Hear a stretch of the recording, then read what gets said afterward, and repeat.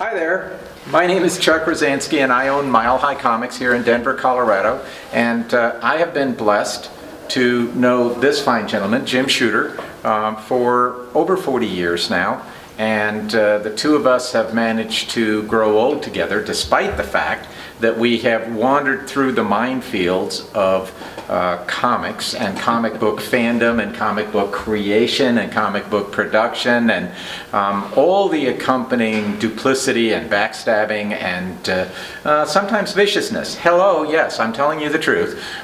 This has been a journey that has been fraught for both of us, and yet this is the part that I really like.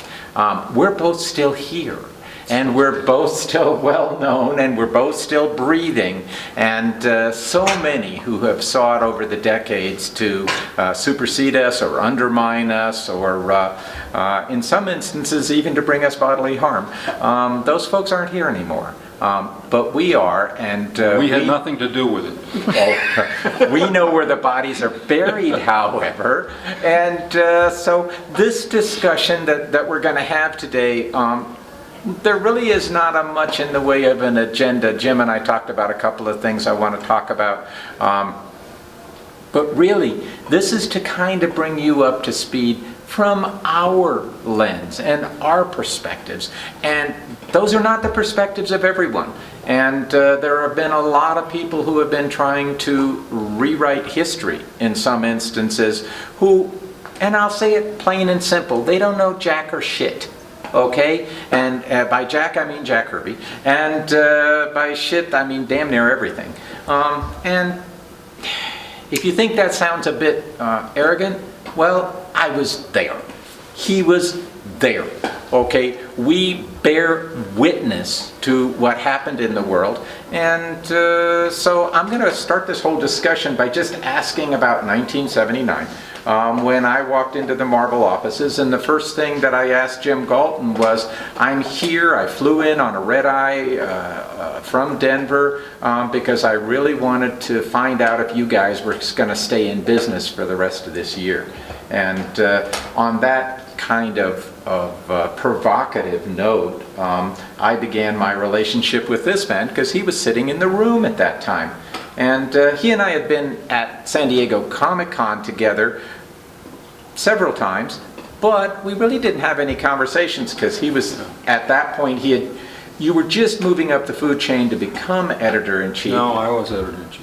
Well, no, you were editor-in-chief at 79. San Diego, yes. Yeah, and in the years prior, yeah. Like 76, 77. 76, 77, even before then. Yeah, but we didn't talk. But we talked for the first time after that epic meeting with Ed Shukin and Galton and yourself, and then was Bob Mayello in that meeting, or did no? Because he was the one that I picked on in my letter that I sent around. Well, we had several meetings, and I think in some cases they run together a little bit in your mind.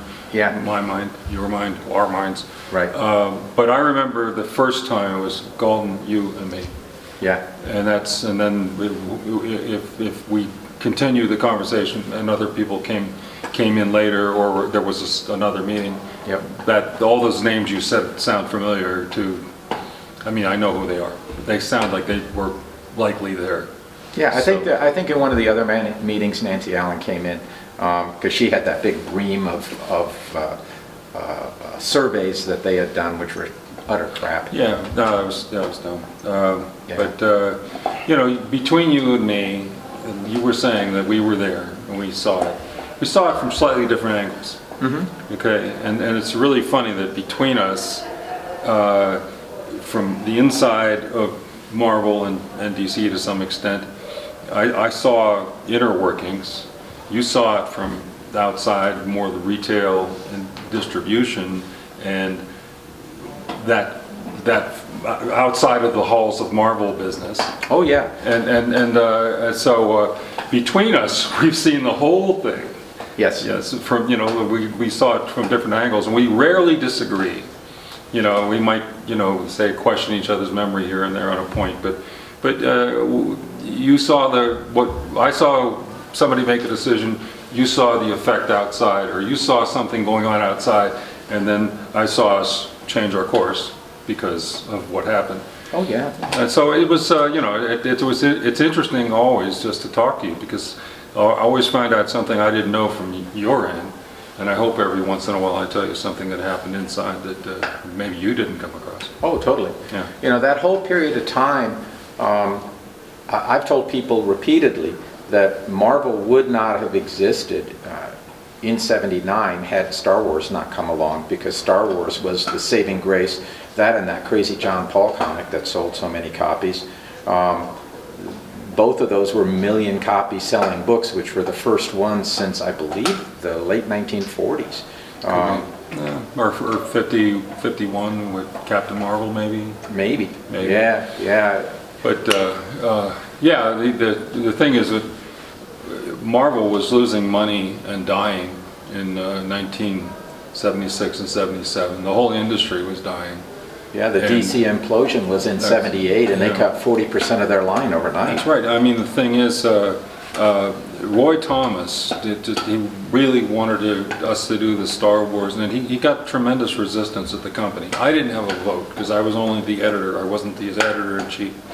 But Roy got it done. He convinced them finally to do it. And Star Wars was 77, I believe. Yes. Yeah, it was May of '77. Yeah.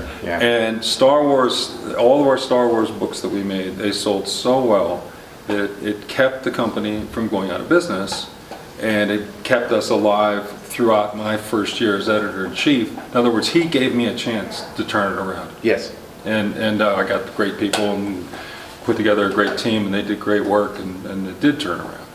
But and you're exactly right that first year I was editor-in-chief, Marvel was, except for Star Wars, wasn't doing well, doing terribly.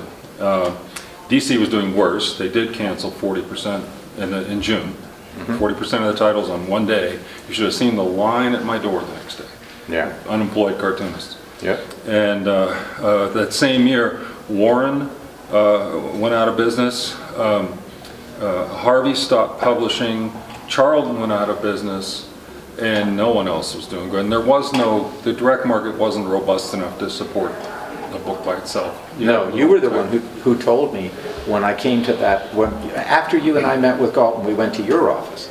And that's where you whipped out your statistics that you had been keeping, which showed that the direct market at that time was 6% of all sales for Marvel, but X-Men was about 12%. And so it was sort of like the foremost. Yeah, it was. I mean, I remember that's one of the things that's the reason I started keeping track of this, because at first when I became editor-in-chief, and then I was copied on the print orders. All right, fine. So I'm figuring out the print order. Here's the subscription copies. Here's the Whitman copies. Here's the newsstand copies. What's this Seagate thing? So I went to Ed Shukin. He was the director at that time of circulation. And I said, what's Seagate? And he closed the door. and he said, look, it's just a little deal I have with this guy, Phil Silling, that I know. I'm selling him out the back door, basically. Super deep discount. It's just to get some more volume. You know, it's nothing. It's nothing. That's, you know, don't talk about it. You know? Oh. And so, well, I didn't talk about it. I didn't know who to talk to. But I did start keeping track of the numbers. And at that time, there were books selling 150 copies an issue, 200, 3 or 4. X-Men is 1,100 copies. And I could see that the comics we knew were the best, or that we liked the best, sold the best. So the fans had good taste, you know. And so I was fascinated by that. And I'm keeping track, and those numbers went up every month, every month. And then we had our little meeting in my office, and we did talk to Galton, and I remember you had an 11-point plan for what should happen. Yep. I remember sitting there with you saying, everybody loves Phil, but he's kind of a bottleneck. This isn't even legal. You can't just have an exclusive with one guy. And you had all these plans, like we should publish trade terms, open the doors to anyone who could meet the minimums, and so forth. And give credit. And also, like I said, you had the 11-point plan. I think on that day, We enacted 10 of your 11 points. Right, the only one that didn't go was remainders, because I wanted to buy remainders, returns coming back, Yeah. which was essentially legitimizing what was already happening, which was people were doing the affidavit returns and then just stealing them. Yeah, and the thing is, actually, Vince Coletta at DC Comics was aware of this direct market dealing with Phil Suling, and he actually talked DC Comics, he was the art director there at the time, he talked them into starting to deal direct with the direct market. And they considered it, and they backed away because they were afraid of the newsstand guys. They were afraid they were going to irritate the newsstand dealers. So they backed away. So we were actually first. We are the first ones to open the door and start dealing with the direct markets. Yep. So Marvel, got it going. Well, as soon as we did it, then of course everybody else jumped in. The actual culmination of all of that was when Bruce Bristow and Paul Levitz came here to Denver for the 1981 WorldCon. Yeah. And at that WorldCon, they announced the winners and the losers in the great distributor war, because after my meeting with you and the rest of the Marvel executives, the next month the trade terms were opened up, and there were, I think, 18 in the first month that 18. opened up. Now, Pacific and one other guy. Big Rapids? Well, Big Rapids was gone at that point. That was the hesitancy, because remember they did zinged Marvel for like $500,000. That was I thought it was later, but okay. yeah. So Big Rapids was gone because that became Capital City. Yes. But there was another. Oh, I can't remember right off the top of my head. But definitely Pacific was also direct, besides Seagate at that time. But then it went to 18 overnight. And by doing that, that's when we blew the doors off the direct market, because within 2 years, the direct market was 20% of the numbers. Because you were giving me that statistic. I'll give you, why not? Yeah, but see, here's the thing, is that Hall and Bristow wanted to keep control. And Yeah. they did some incredibly stupid things. The first one is that they only let half of the Marvel distributors become DC distributors, and so that created a have and have not situation. Nanette was not allowed to be a DC distributor. Alternate realities. Alternate realities, so she had to buy through Bud Plant.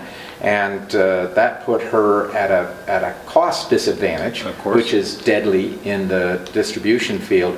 But the other thing that they did, which created Diamond, was to give incentives for volume.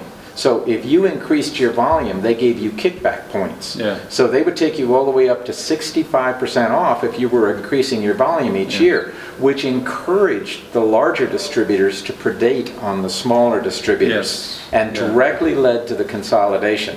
But prior to all that bullshit going down, I want to add one thing, by the way. yeah, Phil Suling was not hurt by opening the direct market. In fact, he prospered. He did better. he did. Because once the market was open and the stores are starting to pop up all over the place, A, there were more places to sell, for distributors to sell their goods. Right. And B, the market started to boom. Right. And so more and more copies were going through Suling. So he did okay. So Suling was not hurt by this. Well, he was hurt eventually, Well, and I'll that's tell you the different. story of how he got hurt, because it's a fascinating story. I know. But go ahead. Yeah. So, but anyway, what we had, we had this great blossoming of distribution and opening of comic shops, because since the distributors were getting 60-day terms from Marvel, they were giving 30-day terms to anybody who was breathing. Yes. And they opened up tons and tons of stores, and that led to Earjacks. Remember those guys? Yes. That led to Earjacks going bankrupt, because they were giving everybody and their grandmother 58 off and 30-day billing, and these guys were stiffing them right and left. And so, Partially motivated by DC saying volume counted, so they're trying Right. to do anything to build volume, thinking we'll make it up later. Right. And nah. but that eventually became then Diamond. Yes. Because Diamond picked up all of the Earjacks warehouses when they created like Solar Spice up in Boston and all Yeah. the rest of them. But that period of time was just a tremendous period of time. And I personally believe that had DC not made their haves and have-nots decision, if they would have just opened up like you guys opened up, that the industry as we know it would have evolved in a totally different fashion than it did. It would have been much more regional and much less of a national domination. And also, I'm sorry, DC would have done better. Yeah. They would have done a lot better. I think they know that now, but this is all in retrospect, and so, but they set everything into motion for the consolidation of the industry, and in doing that, they eventually got it down to just Capital and Diamond, and then Diamond, of course, eventually won out. Yeah. But that's that's the way that the world works. Yeah, it was an interesting time. It was, I mean, the one thing I will say in the defense of some of the stupidity is it was all new. We're all making it up as we go along. Yeah. And so the mistakes were made. Just real quick, the mistake that Seagate made, astonishing. I don't know if you remember, but there was a company called Glenwood Distributing. Yes. Russ Ernst pioneered the concept of air freighting because discount was one consideration that retailers were concerned about, but the other consideration was speed. Whoever had the comics first was the one who would win the game, because a lot of comic collectors were just little whores.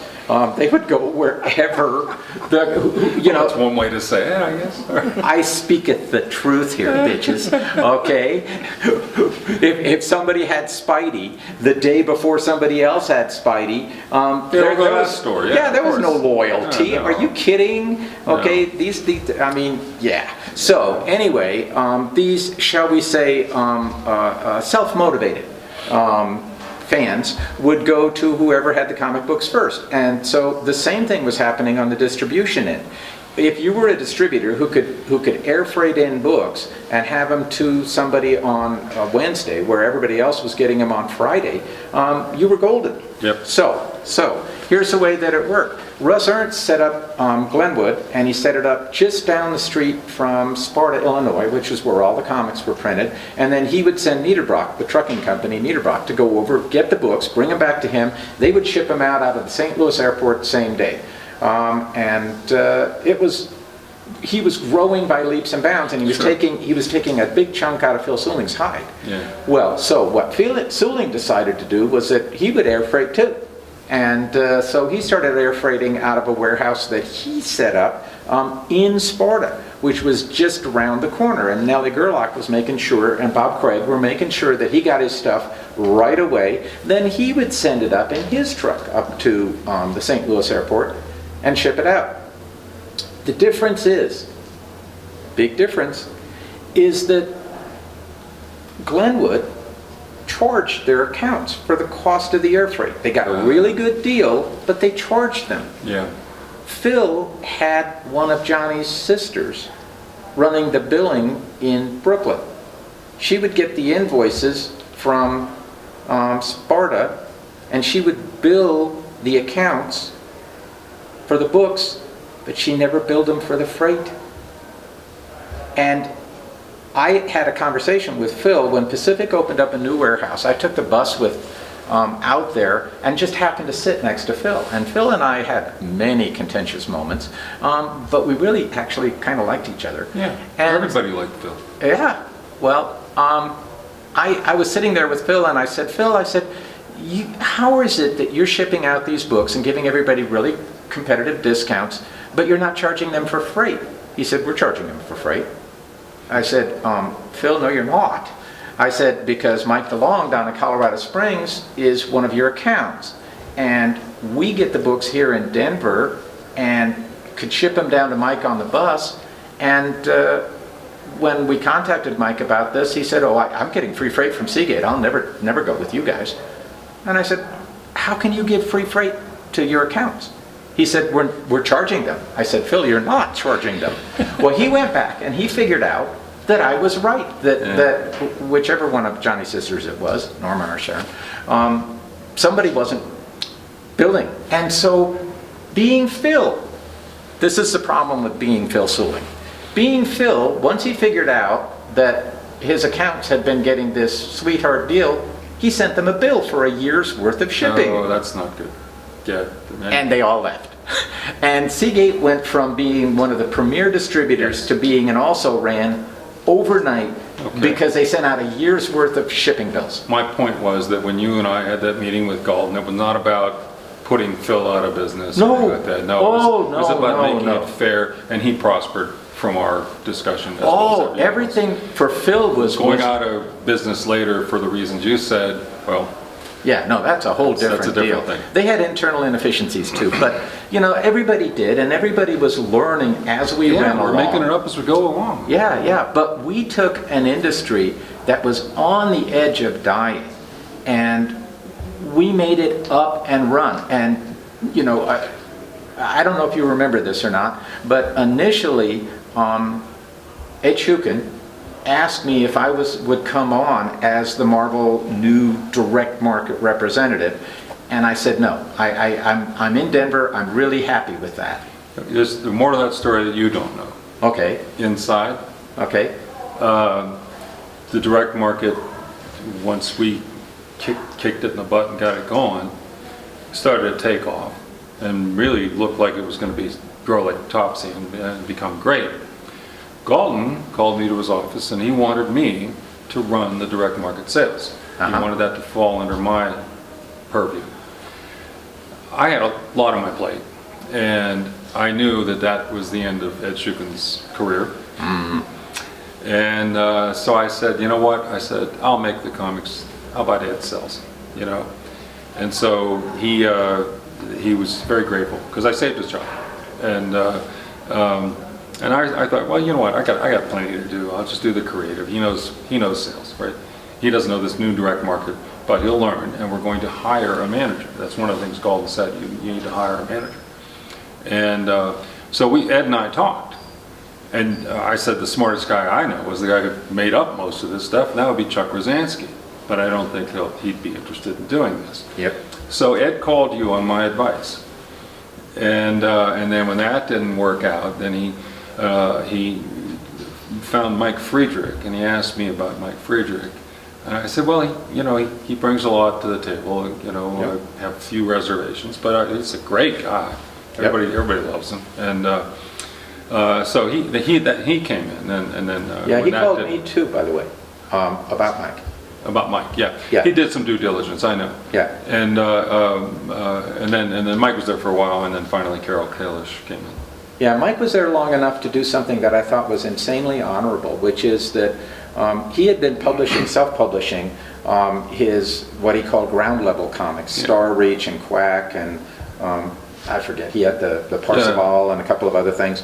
Most notably Star Reach, but okay. Yeah, but toward the end they weren't selling as well, and he ended up owing a printer a lot of money. Yes. He took the job in New York just so that he could pay off that printer. And that is true. And he did. And once he paid off the printer, then he said, okay, I'm done, I'm going back. That's not how it happened. Yeah. No.